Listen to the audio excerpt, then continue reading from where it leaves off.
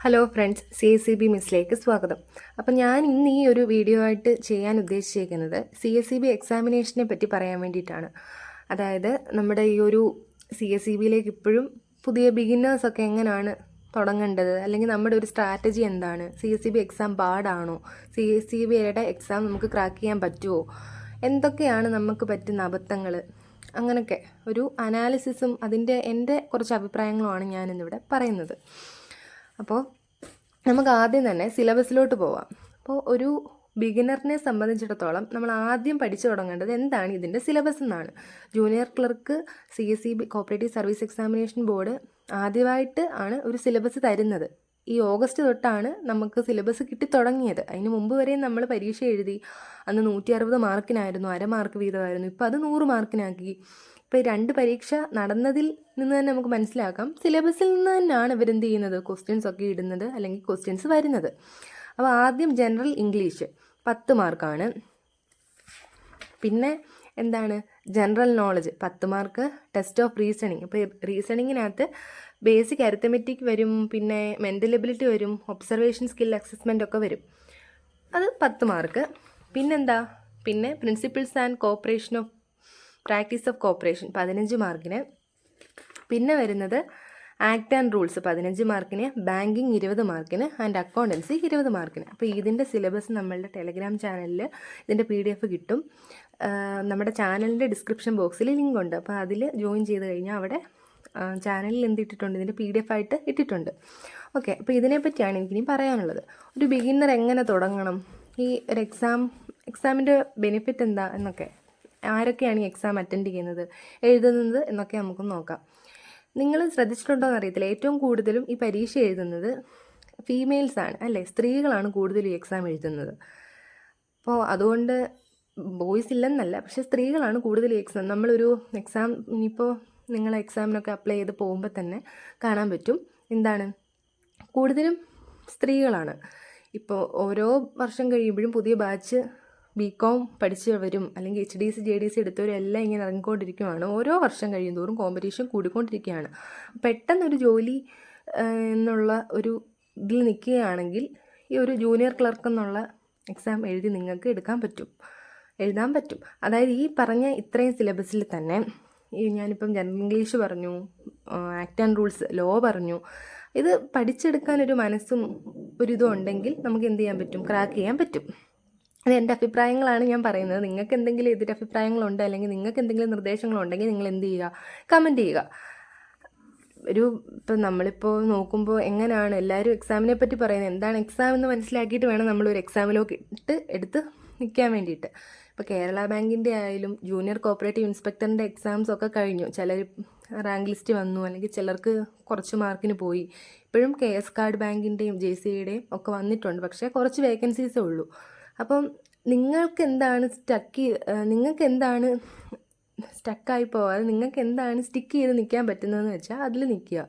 അപ്പം CSEBയുടെ എക്സാമിൽ just cut ഓഫിൻ്റെ അടുത്തൊക്കെ പോയിട്ട് ഞാൻ കേട്ടിട്ടുണ്ട്, CSEBയുടെ എക്സാമിന് നമ്മൾ ഇപ്പോൾ 80 മാർക്കാണ് കട്ട് ഓഫ് എങ്കിൽ ജസ്റ്റ് 80 മേടിച്ചാൽ 80 അല്ലെങ്കിൽ 82 മേടിച്ചാൽ പാടാണ്. നമ്മളൊരു 4-3 മാർക്കെങ്കിലും കൂടുതൽ മേടിക്കണം എന്ന് ഞാൻ കേട്ടിട്ടുണ്ട്. അപ്പോൾ നമ്മൾ അത്രയും മാക്സിമം, ഇപ്പോൾ റീസെൻ്റ് എക്സാമിലും 80, അന്ന് ഓഗസ്റ്റ് 3 എക്സാമിന് 80+ ആയിരുന്നു. കാരണം അത് നല്ല എളുപ്പവും കൂടിയായിരുന്നു. പക്ഷേ എന്നിട്ട് പോലും നമ്മൾ തെറ്റിച്ചു. അങ്ങനെ നമുക്ക് തെറ്റുമ്പോൾ ആർക്കും തെറ്റും, നമ്മുടെ കൂടെ ഉള്ള എല്ലാവർക്കും തെറ്റും, മിക്കവർക്കും തെറ്റും.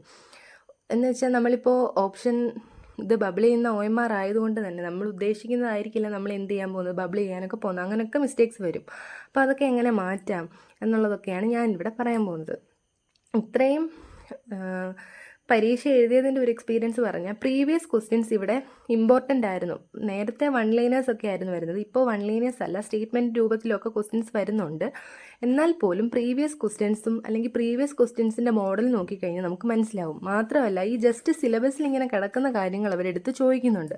അപ്പോൾ ഇങ്ങനെ കാണുന്നൊരു കാര്യം KYC. അപ്പോൾ KYCയെ പറ്റി നമുക്കൊരു ക്വസ്റ്റ്യൻ എന്ത് ചെയ്യാം, എക്സ്പെക്റ്റ് ചെയ്യാം. അങ്ങനെയും കൂടെ നമ്മൾ നോക്കുക. MSME എന്താണെന്ന് ചോദിക്കാം. ഇങ്ങനെ ഇപ്പോൾ നമ്മുടെ ഈ സിലബസിൽ ജസ്റ്റ് കാണുന്നത് തന്നെയാണ് ഇവരെന്ത് ചെയ്യുന്നത്, ചോദിക്കുന്നത്. ജസ്റ്റ് ബേസിക് നോളജ് മതി, അല്ലാതെ കൂടുതൽ നമ്മൾ വലിച്ച് വാരി അങ്ങ് പഠിക്കേണ്ട.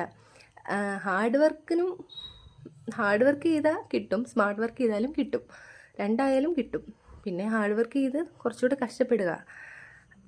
അപ്പോൾ നമുക്ക് എന്തായാലും, അല്ലെങ്കിൽ നമ്മുടെ കുഞ്ഞു കുഞ്ഞു മിസ്റ്റേക്കുകൾ കൊണ്ടായിരിക്കും നമുക്ക് എന്ത് ചെയ്യുന്നത്, മാർക്ക് കുറയുന്നത്. അപ്പോൾ അത് പൂർത്തീകരിച്ച് മുന്നോട്ട് വന്നു കഴിഞ്ഞാൽ നമുക്ക് എന്ത് ചെയ്യാം, എക്സാംസിലേക്ക് എത്താൻ പറ്റും എന്നാണ് എൻ്റെ ഒരു അഭിപ്രായം. അപ്പോൾ ഒരു ബിഗിനറിന് ഞാനിപ്പോൾ സിലബസ് ഒക്കെ പറഞ്ഞു തന്നു. അക്കൗണ്ടിങ്ങും ബാങ്കിങ്ങും 20 40 മാർക്കിനാണ്. അപ്പോൾ അക്കൗണ്ടിങ്ങിലും ബാങ്കിങ്ങിലും നല്ല മാർക്ക് മേടിച്ച് കഴിഞ്ഞാൽ തന്നെ, ഇപ്പോൾ 18 മേടിച്ചാൽ തന്നെ 36 മാർക്ക് നമുക്ക് എവിടെ നിന്ന് കിട്ടും, ഈ അക്കൗണ്ടിങ്ങിൽ നിന്നും ബാങ്കിങ്ങിൽ നിന്നും കിട്ടും. പക്ഷേ ബാങ്കിങ് ഈ എക്സാംസിനൊക്കെ കണ്ടുവരുന്നത് ബാങ്കിങ്ങിൽ നിന്ന് ആപ്ലിക്കേഷൻ ലെവലിലുള്ള ക്വസ്റ്റ്യൻസ് വരാം, അതല്ലെങ്കിൽ വലിയ പാടല്ല. അതായത് ഇപ്പോൾ 20 ചിലപ്പോൾ കിട്ടിയെന്ന് വരില്ല, 2014 13 2014 2016 എന്ന് വെച്ചാൽ കുറച്ച്. ഇപ്പം ചിലപ്പോൾ അല്ലാതെ ചോദിക്കുന്ന ക്വസ്റ്റ്യൻസ് നമുക്ക് അറിയണം എന്നില്ല, നമ്മൾ ചിലപ്പോൾ തെറ്റിക്കും. അങ്ങനെയൊക്കെ വിട്ട് കഴിഞ്ഞാലും നമുക്ക് എന്ത് ചെയ്യാം, മാർക്ക് മേടിക്കാം. പിന്നെ പറയാനുള്ളത് GKയുടെ കാര്യത്തിൽ, ഇപ്പോൾ GK നിങ്ങൾ പണ്ട് തൊട്ടേ പഠിക്കുന്ന ഒരാളാണെങ്കിൽ അത് നിങ്ങളുടെ ലഗ് പോലെ ഇരിക്കും. ക്വസ്റ്റ്യൻസിൽ ചിലപ്പോൾ എന്തായിരിക്കും ചോദിക്കുന്നത്, ഈ പറഞ്ഞ history of the freedom struggle എന്നൊക്കെ പറഞ്ഞായിരിക്കും ചോദിക്കുന്നത്. ചിലപ്പോൾ എന്ത് ചോദിക്കും, കറണ്ട് അഫെയർസ് മാത്രമായിട്ട് ഒരു 5 എണ്ണവും കറണ്ട് അഫെയർസ് ചോദിച്ചാലും നമുക്ക് എന്ത് ചെയ്യാം, കിട്ടും. ചിലപ്പോൾ ഇത് രണ്ടും കൂടി മിക്സ് ചെയ്തും കിട്ടും. ചിലപ്പോൾ എളുപ്പമുള്ളതായിരിക്കും, നമ്മൾ കേട്ടിട്ടുള്ളതായിരിക്കും. ജനറൽ നോളജും. അപ്പോൾ അതിന് ഒത്തിരി സമയം വേസ്റ്റ് ആക്കണം എന്ന് എനിക്ക് അഭിപ്രായമില്ല. എന്നാൽ നമുക്കൊരു 7 അല്ലെങ്കിൽ പോട്ടെ 6 മേടിച്ചാൽ നമ്മൾ അവിടെയും സെറ്റാവും. പിന്നെ പറയാനുള്ളത് ഈ 10 മാർക്ക്. ഈ 10 മാർക്ക് നമുക്ക് എന്തായാലും മേടിക്കാൻ പറ്റും. എൻ്റെ ഒരു അഭിപ്രായത്തിൽ എന്തായാലും മേടിക്കാൻ പറ്റും. ഇത് വലിയ പാടുള്ളതായിരിക്കില്ല മിക്കവാറും വരുന്നത്. പിന്നെ ഡിപ്പെൻസ് ആണ്, നമുക്ക് ഓരോ സബ്ജക്റ്റ് പാടായിരിക്കും, നമുക്ക് ചില സബ്ജക്റ്റ് എന്തായിരിക്കും എളുപ്പമായിരിക്കും. പിന്നെ ഇംഗ്ലീഷും നമുക്ക് സിലബസ് കവർ ചെയ്താൽ കൂടുതലും കിട്ടും. അതല്ലെങ്കിൽ നമ്മുടെ ഇംഗ്ലീഷ് സ്ട്രോങ് ആണെങ്കിൽ ഇംഗ്ലീഷും പക്കയാണ്. പിന്നെ വരുന്നത് ആക്ട് ആൻഡ് റൂൾസ് ആണ്.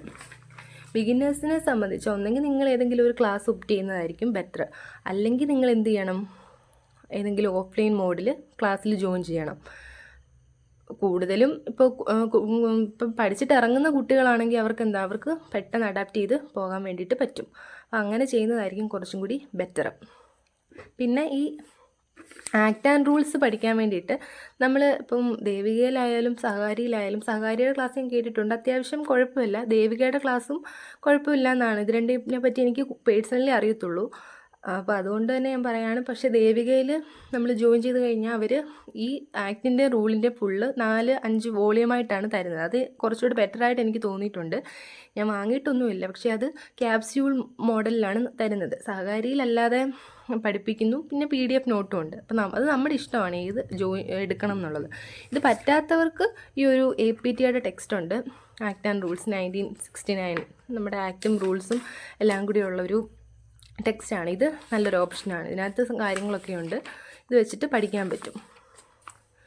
നമ്മളെ എല്ലാം പഠിപ്പിക്കണം എന്നില്ല, ജസ്റ്റ് ഒന്ന് കിട്ടിക്കഴിഞ്ഞാൽ ബാക്കി നമ്മളങ്ങ് ക്യാച്ച് ചെയ്തു പോകും. അപ്പോൾ എനിക്ക് ഇത്രയൊക്കെയാണ് പറയാനുള്ളത് എക്സാംസിനെ പറ്റിയും പിന്നെ സിലബസിനെ പറ്റിയാണ് എനിക്ക് പറയാനുള്ളത്. ഇപ്പോൾ സിലബസ് വേണമെങ്കിൽ നമ്മുടെ ടെലഗ്രാം ചാനലിൽ ജോയിൻ ചെയ്താൽ മതി, സിലബസും നമുക്ക് അവിടെ നിന്ന് കിട്ടും. പിന്നെ നിങ്ങൾ മെയിനായിട്ട് ഇപ്പോൾ ഡിഗ്രി ആണെങ്കിൽ അല്ലെങ്കിൽ HDC JDC ഡിഗ്രി വേറെ എടുത്തിട്ട് അങ്ങനെ സെപ്പറേറ്റ് എടുത്തവരാണെങ്കിൽ എന്ത് ചെയ്യുക, BCom കാരുടെയൊക്കെ ടെക്സ്റ്റൊക്കെ മേടിച്ച് വെക്കാൻ നോക്കുക. അപ്പോൾ ഈ കോസ്റ്റ് അക്കൗണ്ടിങ് ഇതൊക്കെ ഫുള്ള് പഠിച്ചു കഴിഞ്ഞാൽ തന്നെ കോസ്റ്റ് അക്കൗണ്ടിങ് ഒരുവിധം ഇപ്പോൾ നിങ്ങളുടെ BComൻ്റെ ടെക്സ്റ്റൊക്കെ എടുത്ത് വെച്ച് കഴിഞ്ഞാൽ തന്നെ എന്തായി നിങ്ങൾക്ക് നന്നായിട്ട് പഠിക്കാം.